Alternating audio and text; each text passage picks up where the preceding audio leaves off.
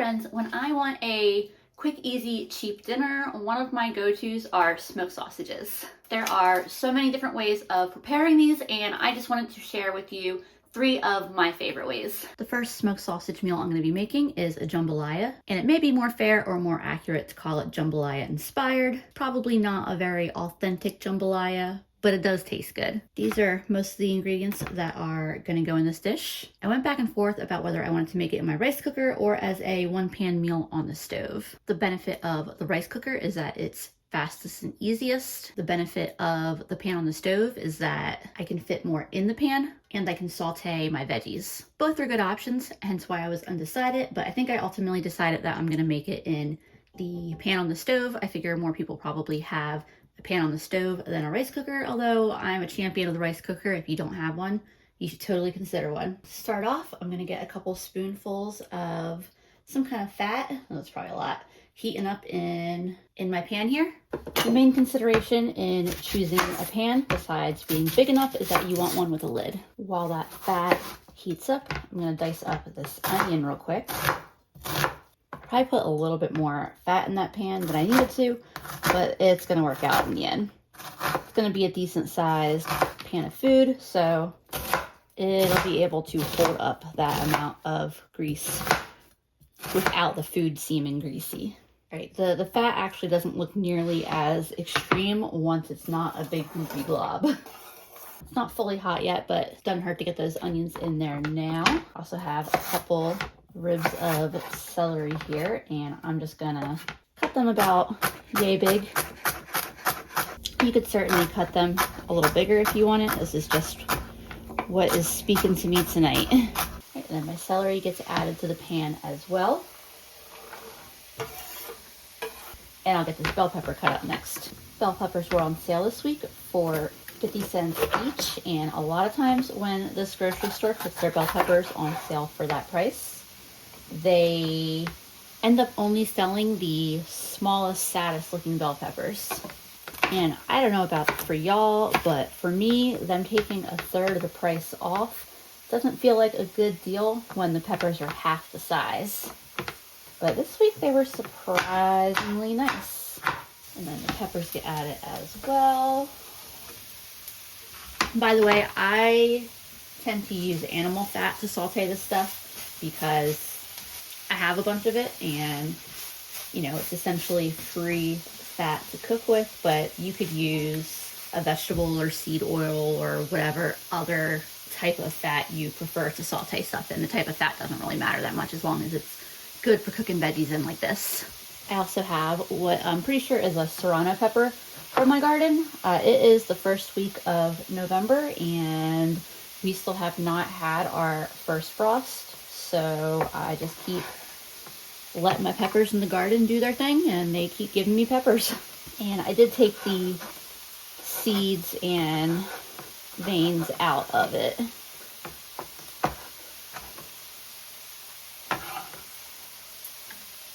Now, if I were making this in the rice cooker, I simply would have chopped all these veggies up and put them in the insert with a cup of rice, this can of tomatoes, my beans, and then I would chop up the sausage and add that in with it.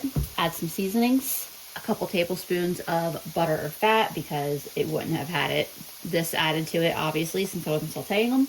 Then it would just be add water with a little bouillon, close it, hit the button, and that's it. Like I said, the benefit of doing it in the pot is that I can saute the veggies, so I will do that for a few minutes before adding the rest of the ingredients. I'm also gonna get my sausage cut up while I am sauteing the veggies. You can see this is one that I got for $2.10. I just got this one this week. The other 2 meals, I'm gonna pull it from my freezer because I have a whole bunch of them in my freezer. But this one was already in my fridge and the date is quickly approaching, so it was worth just going ahead and using it for today's meal. I think I'm gonna cut these in half moon shapes. Obviously the size and shape you cut your sausage in is 1000% personal preference. The only thing I will say is that the smaller you cut it, the more it seems to, like the further it seems to go in a dish. Maybe I just always end up surrounding by people who gravitate towards the meat, but when there are big slices, it seems like you end up with a bunch of food at the end that is just rice and veggies and no sausage.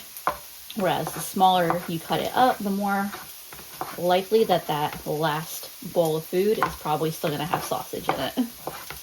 My onions and celery are becoming translucent, starting to get a little bit of color. And I'm gonna go ahead and add the sausage at this time too. How cooked you cook your vegetables is up to you. I want to get this meal going so they are cooked enough for me. If you want to get a little color on the sausage, that's definitely a step you could take. I think it tastes good either way. I'm using my grocery store's version of Rotel, which are diced tomatoes with green chilies. But unlike the smaller size can that Rotel is, this is a full size can of diced tomatoes. Alternatively, you could just use a can of regular diced tomatoes with no green chilies in it if you wanted to keep the spice down a little more. Or you could use a can of regular diced tomatoes and get a jalapeno or some type of pepper to dice up and put in to have something kind of like the Rotel, but maybe a little cheaper than a can of Rotel. I know a lot of grocery stores have their own version of Rotel, but I don't usually see them in the full-size can. And I am adding that drained can to the pan. You can also use fresh tomatoes too if you want it, honestly. Stirring everything together here, and I will add my beans. I have some kidney beans that I cooked earlier from dry. You could definitely also just use a can of beans, and I bet black-eyed peas would be really, really good in this too. It's definitely turning into a big pot of food. If I had decided to make it in my rice cooker, I would have had to scale down the veggies a bit and maybe the beans a little bit too. Last thing is I'm gonna add my rice in. And I wanna rinse my rice, so I'm just gonna use my Instant Pot insert to do that. I debated between doing a cup or a cup and a half, but my pan is full enough that I think a cup will be plenty. You don't have to rinse your rice, of course, but I like to do it. I think it ends up being a better final texture and dish.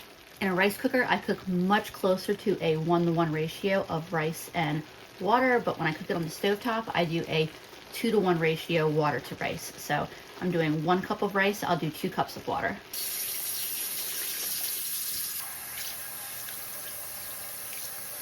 And I'm gonna bump the heat up because I do want to bring this to a boil. I'll add in a little bit of bouillon. You could also just cook in broth. Also adding some black pepper, some red pepper flakes. I won't go too crazy on them because I'm not the only one eating this. And I just restocked on these 2 Padilla branded seasonings that the Dollar Tree sometimes sells that I really, really like. One is a garlic and herb all-purpose seasoning. The other is a Cajun style seasoning. I got these at Dollar Tree for $1.25 and I love these. I'm gonna add a little bit of both of these. Otherwise, I'd say add whatever Cajun seasoning or maybe cayenne based seasoning, even paprika. And then I'm not adding any salt to this because a lot of the things that I've added do have sodium. So I don't think it's gonna need it. So I've got this pretty much up to a boil. I'm gonna cover it with this nice heavy lid here. I'm gonna lower the heat because I don't want to keep it at a rolling boil that whole time. I wanna cook the rice at a simmer or a real low boil. And I'm gonna set a timer for 18 minutes. And the most important thing is I'm not gonna take this lid off. I'm not gonna stir the rice. I'm not even gonna look at it. I'm just gonna let that rice cook, and then as soon as the timer goes off, I'm gonna remove the pot from the heat and let it sit for a few minutes. My timer just went off. I'm shifting my rice off the heat, and I'm gonna keep the lid on and set another timer for like another 5 or 10 minutes. And then at that point, all I'll need to do is fluff it all up and eat it. Let's see what this looks like under the lid. I like to let all the moisture that is sitting up on the lid just fall back into the pan. This smells fantastic. And I was using a silicone spoon earlier, but like a wooden spoon for fluffing rice up. You can see there's no sticking on the bottom. And that's because I didn't take the lid off, cooked it at that low temperature, that low simmer without ever taking the lid off and stirring it. And then letting it sit for a few minutes after off the heat also helps. If you have problems with your rice sticking to the bottom of your pan, try that out. And that bacon grease that we put in also helped. So like having some type of fat cooking in with your rice definitely helps it as well. I figured this is gonna taste good because it smells really good. Ooh, it's also very hot. I didn't even get any meat in that spoonful, and that's good. Very, very hot though, but very good. It's got a little bit of heat and spiciness to it, but it's definitely not overwhelming. So hopefully everybody in my house is happy. I'm gonna go ahead and get myself a bowl of this. This is so good. My only complaint is how bad I burnt my tongue on that first bite, but that's my own fault. This was a really quick and easy meal to put together. The majority of the time was completely hands off, just letting the dish do its thing, cooking on the stove, and then sitting for a few minutes after. And most of the ingredients I either got on sale, like the pepper or the tomatoes that I got for 50 cents and the sausage that was marked down, or things that I buy in bulk, like rice and dried beans. So besides being quick, easy, and delicious, this was also very, very affordable. Tonight's sausage dinner is going to be a sheet pan kielbasa dinner. I just pulled this out of the freezer. You can see it is very, very frozen. I'm gonna put this in a dish of cold water, and that'll help it defrost a little bit. I've got my oven preheating to 425 right now, and I'm gonna get started on cutting some veggies up. It's okay if this isn't fully thawed, and it probably won't be fully thawed by the time I'm ready to start cutting it up. As long as it is softened enough that I can cut it, that's all that matters. Sheet pan dinners are really easy and really delicious as long as you put the right things on your sheet pan for the right amount of time. I don't necessarily think that everything that I see on sheet pan dinners online necessarily belongs on a sheet pan to be cooked, but this sheet pan dinner is gonna be good. So I'm starting off with some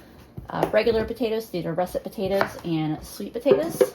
I'm probably cutting up too much potato because I always do that, but then again, like, is there really such a thing as too much potato? I'm just cutting these up in the same sizes and shapes that I normally would cut to roast potatoes on a pan.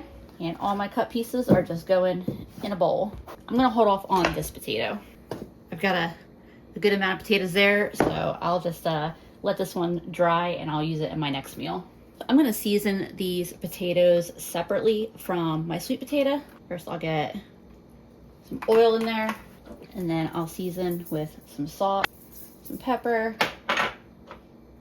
some garlic powder, and some Cajun seasoning, and mix that all up until everything is well coated. And the reason I'm doing this is because Andrew said he's been kind of like sweet potatoed out. He gets tired of them a little faster than my mom and I do. So this way I can pour these on this half of the plate of the pan, and I'll put the sweet potatoes on the other half. And then I'm cutting my sweet potatoes in the same exact way. If you ever have a problem where you feel like your sweet potatoes taste like bitter or soapy, try cutting the ends off here, because I used to have that problem with sweet potatoes, and I started cutting the ends off like that, and then I almost never running into that issues with sweet potatoes anymore.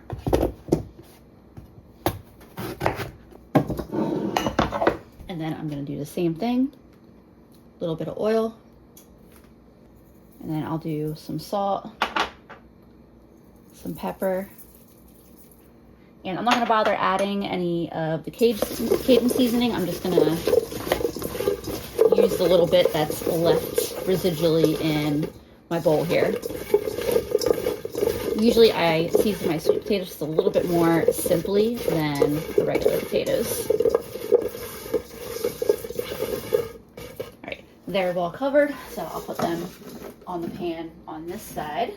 And my oven is fully preheated. I'm gonna get these potatoes in the oven now, even though I don't have anything else chopped up or ready yet. And I'm gonna give them like a 15 to 20 minute head start. I totally forgot, Andrew requested an onion on the sheet pan, and I do want to roast this a little longer. So I'm just going to very quickly quarter this onion, let it kind of break apart into some big chunks.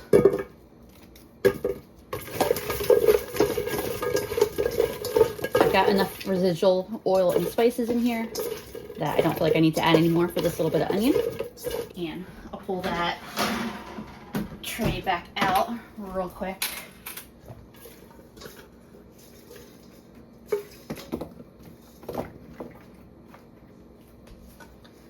And then put that right back in.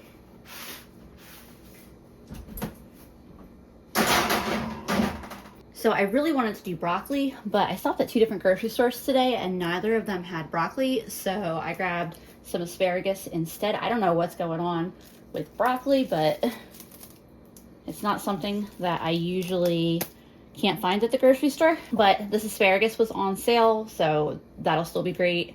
I always save these rubber bands in my junk drawer and end up using them for everything because they're better than like the multi-packs of rubber bands that you buy that break like for everything. So yeah, these are definitely worth hanging on to.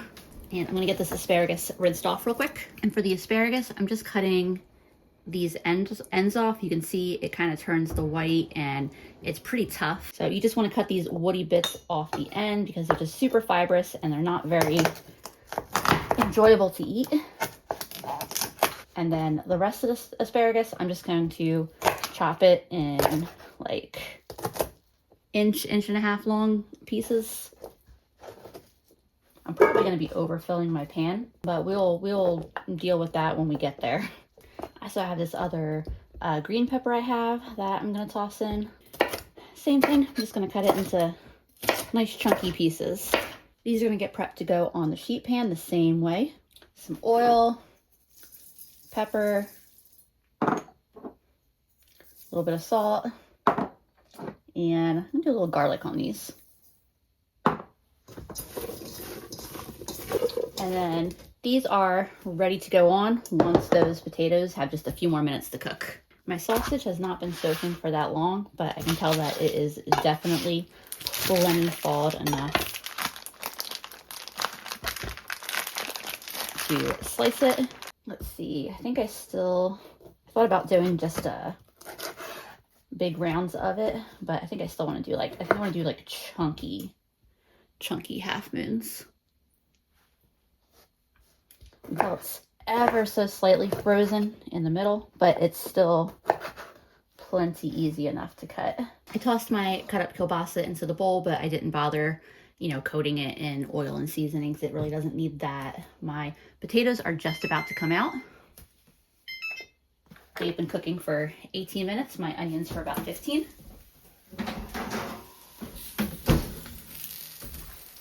And if you have it caught on, I'm putting the different things on the pan at different times so that way they cook for the duration that I like them. I want my potatoes to cook for longer. So I put them in earlier, but I don't want my kielbasa cooking for that long at that temperature, or my asparagus. Now this is where I'm going to say that you probably shouldn't do what I do. This is a pretty full pan, and honestly, the best option would be to put this on a second pan. And if I had been using my bottom oven, which has room for 2 racks, I would do that. So yeah, normally I would say don't add this much onto a sheet pan that already has this much on it, but given the corner that I've already backed myself into here, we're gonna do it and we're gonna see what happens. Hopefully, because it's a high temperature, everything will still cook nicely instead of just steaming. I'm gonna put this back in the oven for another 18 minutes and we're gonna see what happens. My timer's up. Let's see if I roasted this stuff or just ended up steaming it.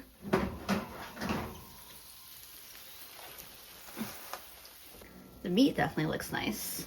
And I can always put this in for another few minutes. Potatoes seem mixed. Some of them are a little crispier than others. The less crispy potatoes still taste good. Asparagus tastes good.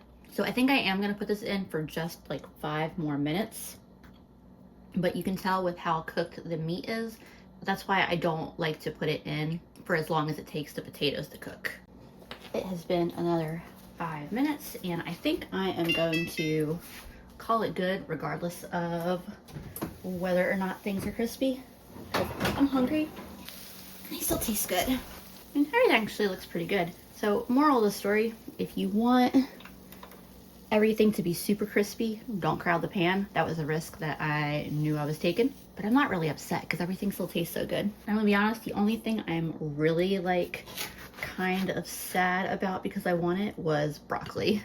I also think the asparagus probably had a little bit more moisture than the broccoli would have, but it's all right. I think carrots would have been good on this plate too. So here is my plate of potatoes, sweet potatoes, peppers, onions, asparagus, and kielbasa. This is plenty enough for my household, but if this doesn't feel like a robust enough meal, maybe you have teenagers or something, you could always make rice to go with this. This is absolutely delicious served over rice. But this is such a simple and easy dish. My mom makes it every time that Andrew and I go out of town and she has to cook for herself, just because it's so easy to do and comes out so good and delicious. Tonight's smoked sausage dinner is going to be kielbasa or some other type of smoked sausage. I still have to look in my freezer and see what I'm gonna pull out. Onions and peppers and pierogi. Obviously these are not pierogi, this is a pile of potatoes. I need to make some pierogi, I'm out of pierogi. I know that kind of goes against the premise of a quick and easy dinner. However, I know that the majority of y'all would just be using a box of pierogi from the store, in which case, quick and easy. And usually I have some pierogi that I've already made in my freezer, and when I'm just pulling them out of the freezer, also quick and easy. And I thought about not including the pierogi making it all and just making them ahead of time and pulling them in the freezer just to show how quick and easy that process is. But I love making pierogi, and every time someone says that they had the confidence or the inspiration to try out making pierogi for the first time after I do it in one of my videos, like, to me that always makes it worth showing the process. So obviously I'm starting off with potatoes. I'm just using russet tonight. It was the rest of what I had in the bag. I don't have any go-to amounts that I use. Usually I end up with a little bit too much potato filling, but it's basically mashed potatoes, so I'm never upset about that and it gets eaten. If there's ever a future where I make too little filling, then I can just cut the remaining pasta into noodles, no big deal. I love pierogi, so I refuse to get stressed out making them. It's always just gonna be a chill, low stress process for me. I'm gonna cook the potatoes in my pressure cooker. I have already washed them. I don't mind the skins on, so I'm keeping them on. I'm just cutting them into chunks about yay big, and I got my pressure cooker off to the side here. You could absolutely peel the skins if that's your preference. And if you're not using a pressure cooker, you can just do it in a pot on the stove, pretty much however you would soften your potatoes, as if you were gonna make mashed potatoes or something. I've even made pierogi before with instant mashed potatoes and they turned out fantastic. So it's not, I'm sure there are recipes and traditional ways of doing it that, you know, specify that things should be done a very certain way, but for me, it's not something that there has to be a lot of rigidity to. I am adding the water and then I'll cook these under high pressure for 5 minutes. So for the pasta dough, my go-to pasta recipe is very, very simple. It is 2 cups of flour. And you could definitely just do this in a bowl. You don't have to do the well and mix it up that way. 1 egg, and then a half cup of water, and it's easy to remember, 2 1/2. Mix that egg a little bit first. Like I said, you can totally just do this in a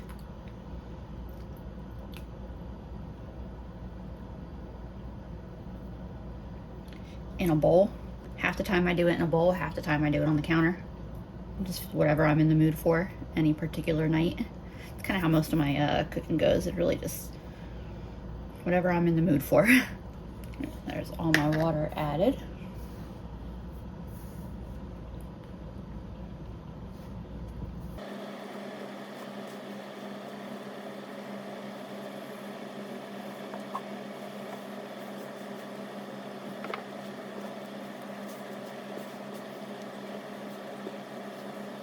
It's coming together pretty quickly.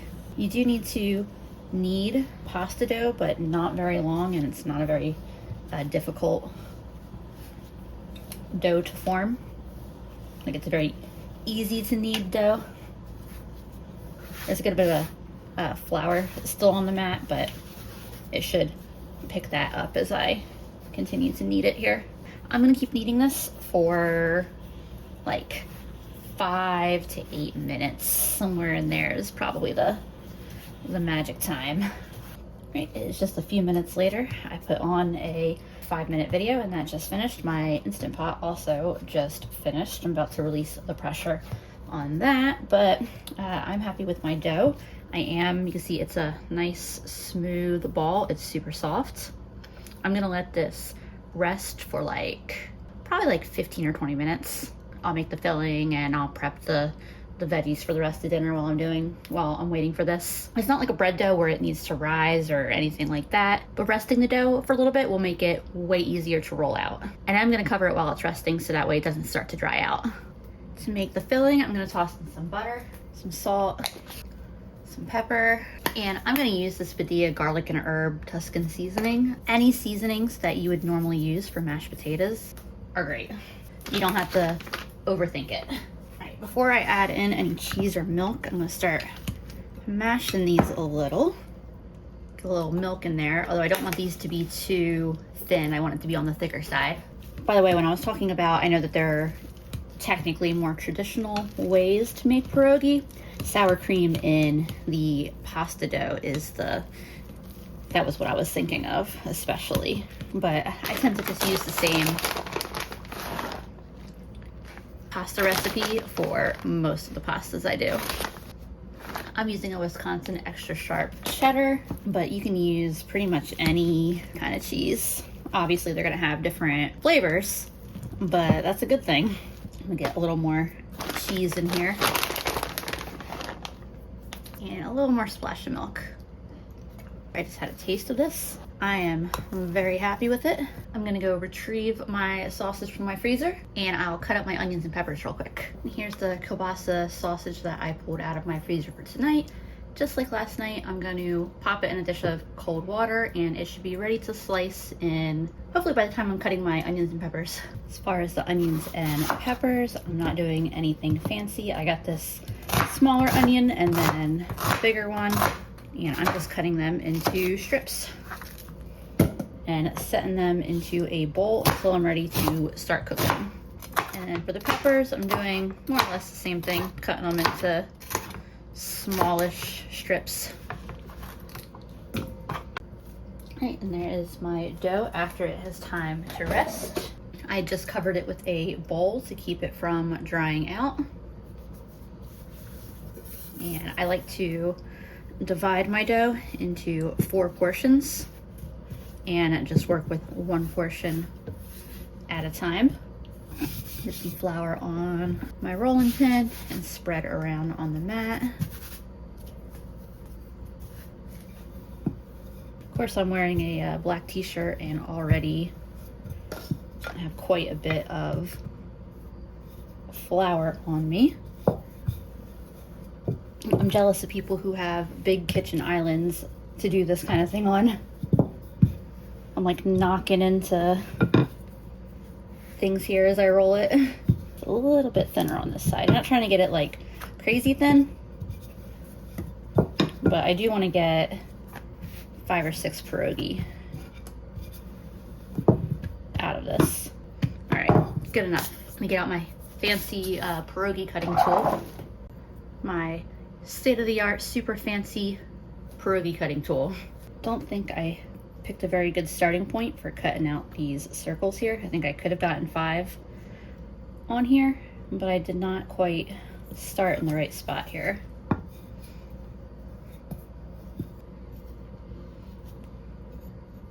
Yeah, we'll call that good. None of the dough gets wasted anyway. I just didn't pick a very good starting point there. The scrap dough is gonna get set to the side, but it will get rolled out and turned into pierogi. Once you roll it out and start messing with it, it gets a little tough, but after it sits for a few minutes, it softens again. And then I'm just taking spoonfuls of my potato mixture. This is why I like it to be a little on the thicker side. And I probably overfilled that. I'm pretty good at that. See, the thicker it is, the easier it is to kind of use your fingers. But I just kind of pull the dough a little bit so it wraps around. Pinch it, and then pinch it all the way around.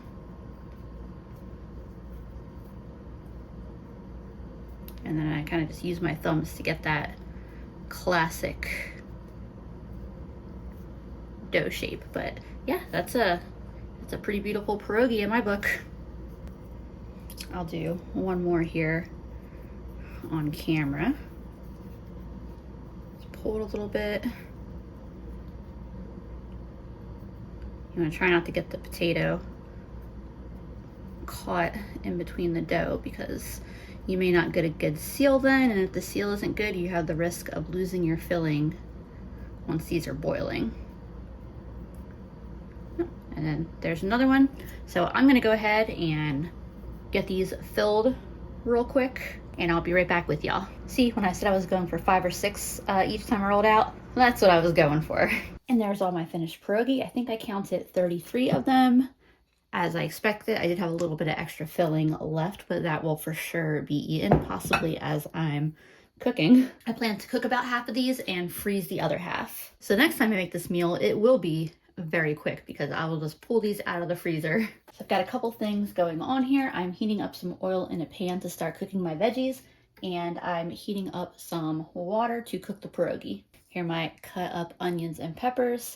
Had I not needed to go through the pierogi making process, we would be 5 minutes into dinner prep at this point. My kielbasa is also fully thawed. I'm gonna cut that up real quick, although I am not gonna put it in as early as the veggies,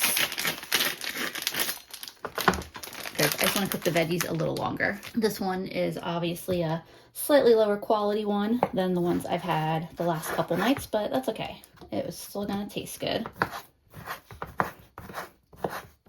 By the way, I did not actually eat that filling. It is in a bowl. I'll probably eat it tomorrow. I added a little bit of salt and pepper to my onions and peppers, and I think they're about where I want to go ahead and add the meat.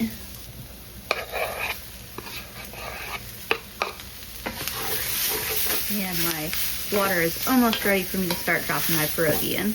Some of my onion had been starting to stick to the bottom of the pan, so I put in just a splash of water and essentially deglazed the pan, and so now my whole pan has almost like a saucy look to it, but it's just that little bit of water and then those caramelized bits of onions from the bottom of the pan. They will taste delicious. All right, I'm at enough of a boil that I'm gonna start dropping my pierogi in. I'm gonna aim to cook 16 or 17 of them for this meal, and then I'll freeze 16 or 17. And then as those cook, I'm gonna go ahead and get this stuff out of the pan, because I also like to fry my pierogi. Fresh pasta cooks very quickly, taking just like a minute or two. So I'm going to quickly get some more fat in this pan, so that way my pierogi don't stick. And then get them into the pan, and then I'll drop my other 8 or so pierogi in to also cook. Right, and as the pierogi finish frying up, I am swapping them for pierogi that still need to fry. Everything is just going all together in one bowl for now. I got a couple here that aren't quite as dark as some of these, but that's okay. I want to go ahead and get this served, so I'm going to turn the heat off and add everything back in the pan together, and just kind of gently stir the pierogi in with all the onions and peppers and meat, and this meal is ready to eat. I did remove this from the heat because I don't want anything to burn on the bottom, since my electric stove does take a while to cool down. But this is, I'm excited to eat this. Other options besides onions and peppers, cabbage is a really perfect veggie to put in here. Let it cook down for a while. I love sauteed cabbage. Some fresh cherry tomatoes would probably be also really good. But yeah, that is a dish. I am excited about this. Love, love, love homemade pierogi. This is one of my favorite meals to make. And those are my 3 dinners. As a side note, I got halfway through that pierogi and kielbasa dinner, and burnt my tongue the worst I have ever burnt it in my life on a pierogi. So if you are apparently like me and need a pierogi for dummies guide, safety advisory, they get really, really hot in the middle. But I hope you enjoyed watching me prepare these dinners, or that it was useful for you in some way. As always, I appreciate y'all so much. Thanks for watching, and I will see you again soon.